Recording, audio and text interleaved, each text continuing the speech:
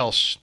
Sal, people have become fatigued with the Chiefs and the Super Bowl stuff, in places, and the MVP discourse did that for some people this year too. Like, enough already about it.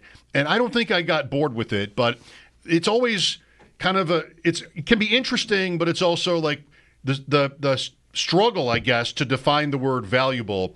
And I think tonight, based on what happens, is the next effort to maybe redefine the word. Because the argument for Allen seems to be based on not as much talent around him, which that even can be debated. But I think that's his path to winning, with Jackson having been kind of by a wide margin first-team All-Pro. How do you see it?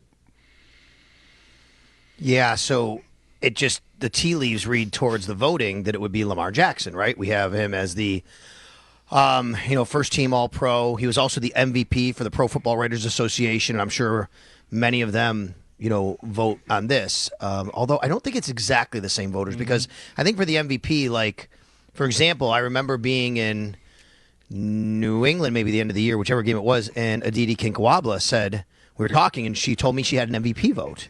And I don't think she votes for All-Pro, though, AP All-Pro, right? So I think there's quite a few. I think Dan Orlovsky has an MVP vote. I don't know if he votes for All-Pro. So my point is, you do have some crossover, and you have the tea leaves here pointing towards Lamar. However, and that has been very. I looked it up today. The Pro Football Writers Association, the last time their MVP differed from the AP MVP, 2003, was Manning and McNair shared it, and Jamal Lewis won it for the Pro Football Writers Association. So it would certainly be a departure. However, I think this is one of those years where maybe you could see people saying, I'm going to give first-team All-Pro because of the stats and the numbers to Lamar, but I do think the value lies in Josh Allen. That's, I think, the path to it, because that's really been it. No one, even Bills fans, aren't going to tell you Josh Allen deserves it because of the numbers. Right. Really, they're going to say because of the value, because last year he had the numbers over Lamar, but Lamar was the value. Right. Interesting that Jamal Lewis, you had a tie, and it was neither guy. Right. Right. It was wild. And then the last time a running back won it, do you guys know? You guys know the last time a running back won the MVP? Peterson. What's that? Yeah, you got it, 2012. So, it's going to be a quarterback again this year. It's not going to be Saquon Barkley, obviously, even though I think Saquon will get Offensive Player of the Year. But, it's funny. You could also make an argument for Lamar for Offensive Player of the Year, and then Josh gets MVP, right? I think there's a lot of ways this could go. If I had to guess right now, simply because of the way it's trending, I would say Lamar Jackson. But I do think this is one of those unique years where the word value has become such a hot topic of this particular award this year as compared to most years where it's like, oh my God, that dude was off the charts and his team was amazing, so we're giving it to him. And there's no question, if this is obviously known and I'm an idiot for asking, so be it. But, these candidates are all there, right? Allen's going to be at this event in case he wins, right? That's a good question. I don't know. I have not seen him on Radio Row this week. All right. Have you guys? No. Doing any, heard any interviews? I have also not seen or heard Lamar Jackson on Radio Row, so it could be, he very well could be. I'm guessing you would want your finalists there, and they would understand and know that.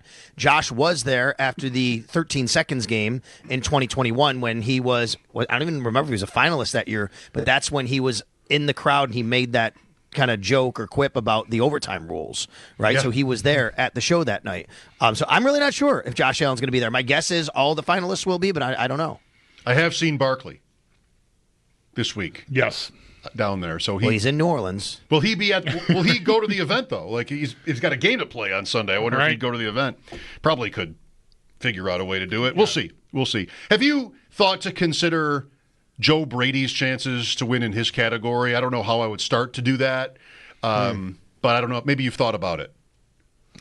Yeah, I went through the awards today on Extra Point Show and just kind of said who I thought would win every award and maybe who I said who I would vote for. I would vote for Ben Johnson, I think. He actually is the one assistant coach who had the higher offensive output than Joe Brady, and I just think that the things he did, the creativity was just amazing.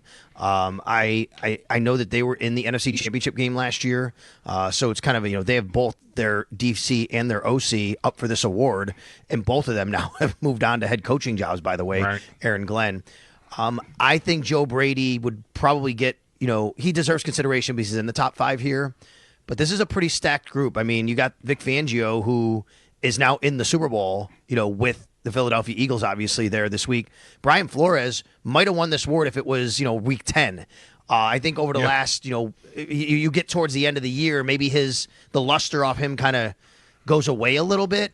But I think Joe Brady, would be considered by some, but I think both of the Detroit guys are probably going to be considered more. I think you can make the same argument that you make for Josh over Lamar for MVP for Brady, right? Less to work with, but he's got the quarterback. The quarterback is an MVP finalist. That probably dings Brady's candidacy because he's got that, not that Jared Goff wasn't great and could have been an MVP candidate himself.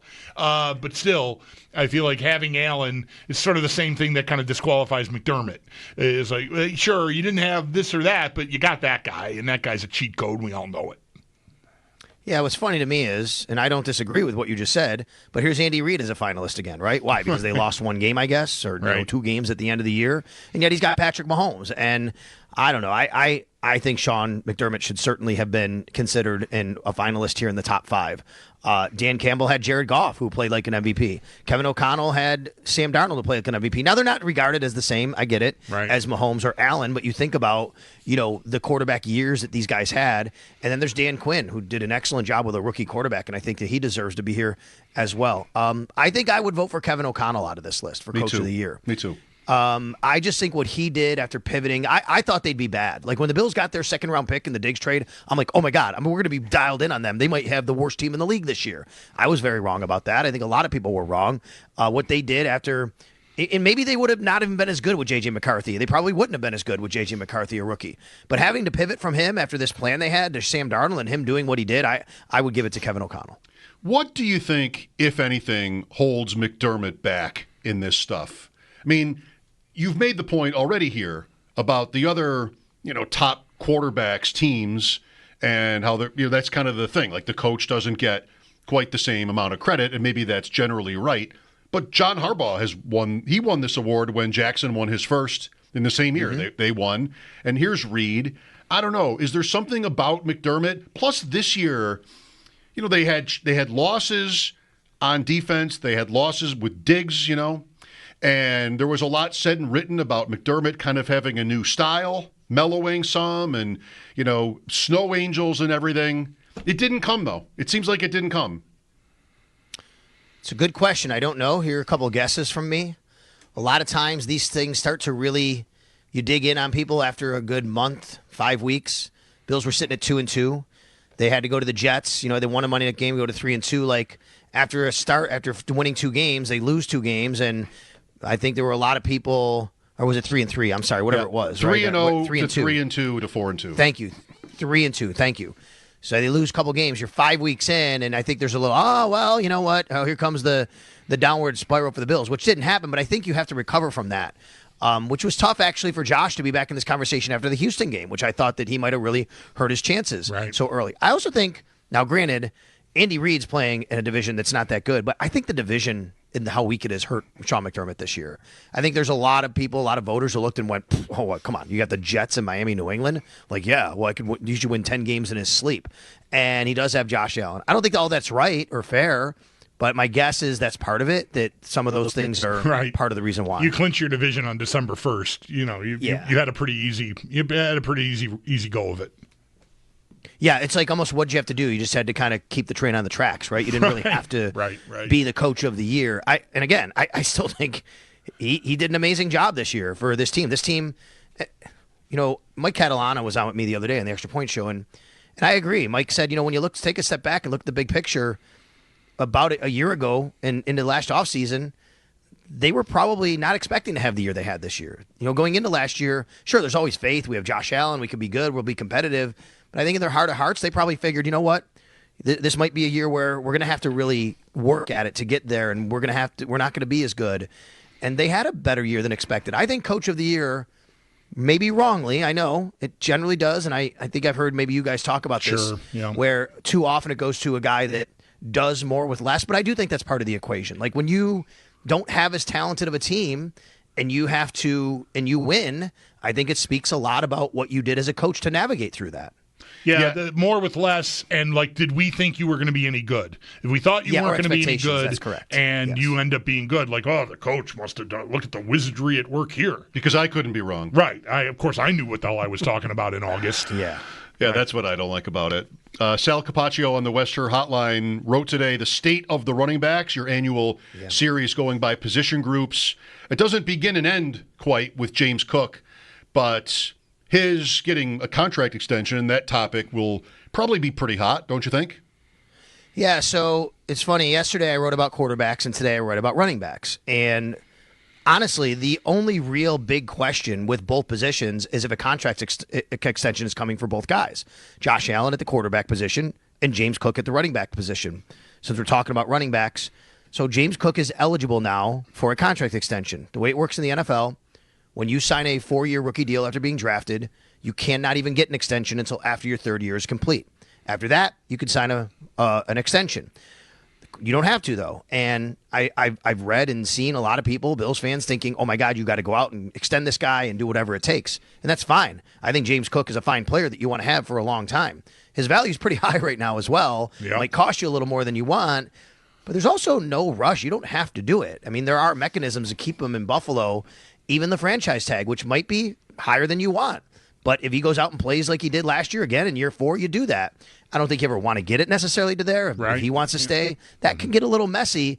But I don't think you have to be in a super big rush. It's got to work out for both sides, and I think Brandon Beane should take the more diligent approach here. Yeah, I'm with you, man. Like it gets harder and harder, I think, watching him score all these touchdowns and have the year he had. I do think he improved, like his own play, his style of play. I think he was more powerful. I think he was faster, just by a touch. Like, he got to the edge on plays this year that last year it always surprised me. Like, oh, wow.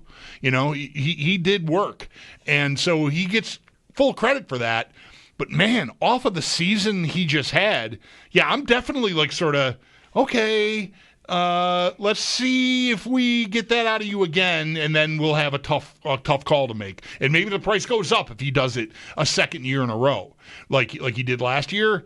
But, man, I don't want to negotiate off of that season he just had if I'm the Bills. Yeah, I mean, he has a cap number next year of $5.5 million. You could sign an extension and lower that, but it might be tough to lower that. That's not very high, honestly, for the kind of extension that he might get. So you'd probably have to go up even from that cap number. And here's the trick again. Are you willing to let him go into his 4th year with his final year of his contract? And again, the team still has control at some point. You have now he doesn't have a 5th year because he wasn't a first round pick. Obviously, they couldn't exercise that. But then they could go transition tag, they could go franchise tag, or you have faith in we'll just eventually get it done, which is always tricky, obviously. And then, did you guys know I was doing the research today when I was writing this article?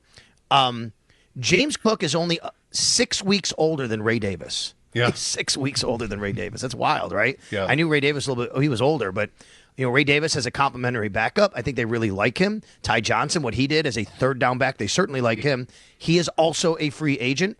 I like this running back room. I think this running back room is really set up to be very good for the next several years if they can get Ty Johnson back, but you can get other 3rd down backs. But the point I'm making is James Cook's obviously the number 1 guy. I think they feel very good about where everything is. I don't think you're looking to just have Ray Davis take over the number 1 role 2 years from now, but this is also a position where the Bills have been pretty good about how they've handled it with their number 1 guys and understanding how to replenish. But what they've never had is a guy that had a season like Cook just had. Really even last year, right? I mean, Singletary never approached that type of output. So, I wonder, Sal, like how much should the team, in your opinion, I'm not even sure how I would answer this question, but I'm going to try it on you, see what you say. How much should the team take into account the player feeling like, dude, I'm eligible for an extension. Did you see that season I just had? Come on, right? Like, could it be bad for not just Cook being, bummed out about it and having to understand that it's a business and all that sort of stuff, but even within the team, right? Like, you performed, therefore you should get rewarded. And I wonder if that's tricky at all. I'm sure it is. You also have his brother, who understands the business side. and has been through things like this, I guess, over his career, tweeting out something like he's worth $20 million a year or whatever it was. You might have seen it. I was at the game, obviously, in Kansas City on the field. I'd read or heard somebody say afterwards, his brother tweeted out after that touchdown, $20 million a year. Like, I don't think that's the kind of money you're going to give James Cook. I think the Bills would probably walk away from something like that. Yes. That's very, that's huge.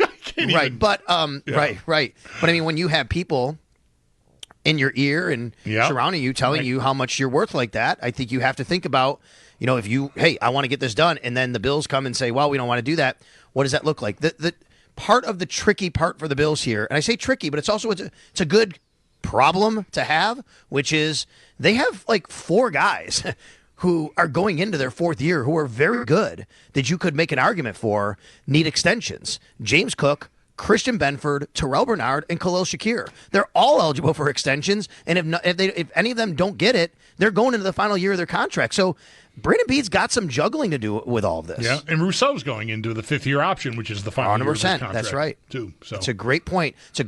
I still believe there's, to me, you're doing something with that number. I mean, of all those guys, let's add him into it, Bulldog. Of all those guys, if you said who's the least likely to actually go into his 4th year without some sort of deal or something happening, I think it's that, or the final year. I think it's that one because of the number already on the books for him. And I think that's the probably best and easiest one that you can just lower right away with giving him an extension.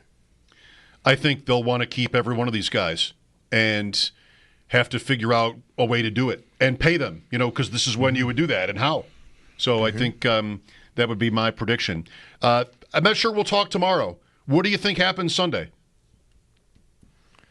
I heard you yesterday, Mike, say you talked yourself into Philly winning. I don't think I'm quite there yet because I'll use Bulldog's word, inevitable. I just feel like it's inevitable that the Chiefs win this game and all the time, right? We've seen this movie all week after week, and they wind up winning. And something happens where, they just had this great game plan, and they did Ring Around the Rosie, and they couldn't stop it, or whatever it is. I don't know. Right. I mean, it comes down to the last, couple drives, and the Eagles haven't fixed, they haven't really had a great kicking game all year, but here comes Harrison Butker, and it just feels like it's inevitable. So I think that's what happens. I think that inevitably the Chiefs find a way to win. I do think it's going to be a good game, though.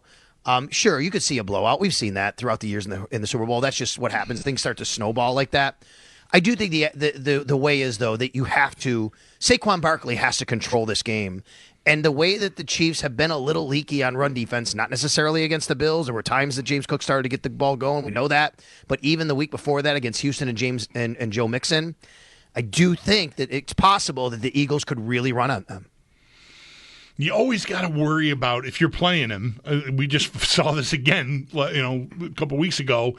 Reed having something in the bag, right? When these two teams met in the Super Bowl a couple of years ago, the Tony touchdown and was it Hardman was the other one that were Sky Moore. Thank you, Mike. These walk-in touchdowns off of a motion that they notice, like the guy's not going to double back if we do this, and holy cow! It seems so easy when you look back at it, but. There it was. There was a tell. He found it and waited until a moment and sprang it on 2 different sides of the field in the same game. And the Eagles walked right into the trap both times. So that guy is just at another level, it feels like. I think it's harder the second time. Different coordinator, more experience. Right. I remember thinking of this about Andy Reid even before he was winning Super Bowls. Do you guys remember the game? They came to Buffalo. It was really close. The guy had the fumble. Brown had the fumble by the Bills at the goal line. Yep. Right? Okay, this game, I think this is the same game. I think. Maybe I'm thinking of it. I'm thinking the same game. Anyway, late in that game, the Bills kind of controlled that game. And I remember thinking, you guys can look up the year, whatever game this was. It's 4th down. Bills have them. The Bills are about to kind of win the game. The Chiefs have like a 4th and 2, 4th and 3, and they go for it. And they run this play where they flick the ball out to Jamal Charles, who runs for like a 25-yard touchdown. Doesn't even get the first down. He goes for a touchdown. And I'm like, that dude was saving that play the whole game. He was saving that play the whole game. This has been Andy Reid his whole life, actually. And go back to Philly. I know he didn't win a Super Bowl. He went to several, 3, 4 championship games. And it's just kind of, he's one of the best ever. It's the day of the 716 opening party.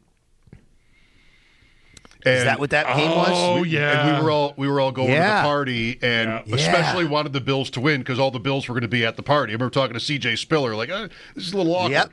But yes, that was that game, 2014. That's how long ago that was. That's right. That's my first year on the sidelines. That's right. Okay. Thank you, Sal. Enjoy your weekend. All right, you too, guys. Thanks.